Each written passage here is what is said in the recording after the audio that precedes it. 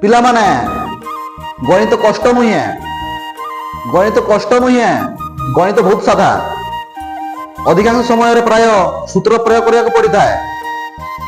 ଆମେ ଯଦି ଥରେ ସୂତ୍ରର ପ୍ରୟୋଗ ଆମେ ଜାଣିପାରିଲେ, ଆମେ ସୂତ୍ରର ପ୍ରୟୋଗ ଥରେ ଯଦି ଆମେ ଶିଖିଲେ, ସୂତ୍ରର ପ୍ରୟୋଗ କୌଶଳ ଯଦି ଆମେ ଜାଣିପାରିଲେ, ତାହେଲେ ଗଣିତ କରିବା ପାଇଁ ବହୁତ ସାଧା ଲାଗିବ।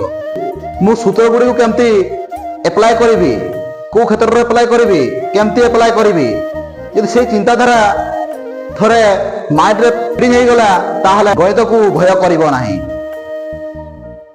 ପିଲାମାନେ ଆଜି ଆମେ ଜାଣିବା ସେଟ୍ର କିଛି ଫର୍ମୁଲା।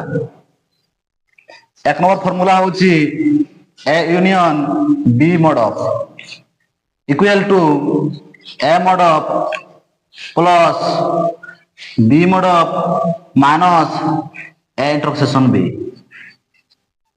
Mode of.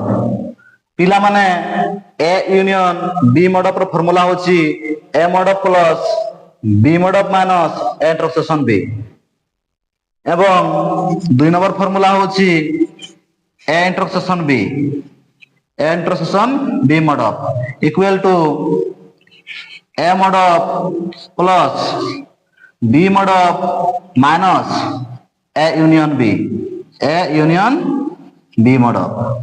পিলা মানে এ ইন্টরসেকশন বি মোড অফ র ফর্মুলা হচ্ছে A mod of plus B mod of minus A union B.